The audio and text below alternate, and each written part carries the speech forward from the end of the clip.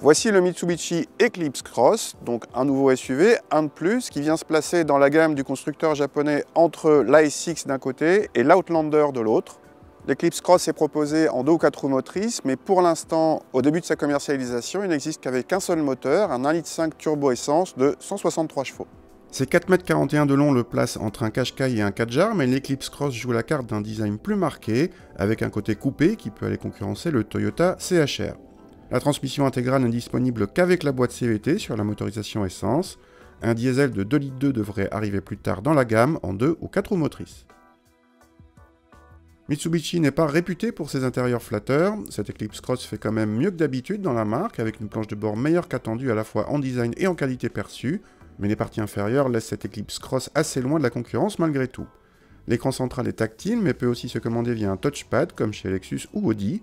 L'équipement est assez complet, y compris en matière de sécurité active, mais on s'étonne de ne pas trouver de GPS.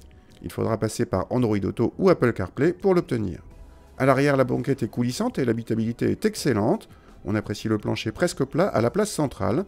Le coffre est en revanche inférieur à la moyenne de la catégorie et le cache-bagages fait un peu cheap. Au volant, ce Mitsubishi Eclipse Cross, il ne fait pas vraiment d'étincelles. Il y a des mouvements de caisse, du roulis et même un peu de tangage.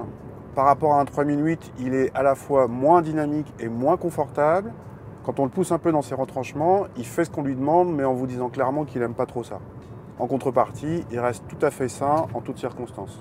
Le moteur montre un petit creux à bas régime, mais montre ensuite une vigueur suffisante pour animer ce SUV un peu plus lourd que ses concurrents, malgré un étagement de rapport de boîte très long à partir de la 3e.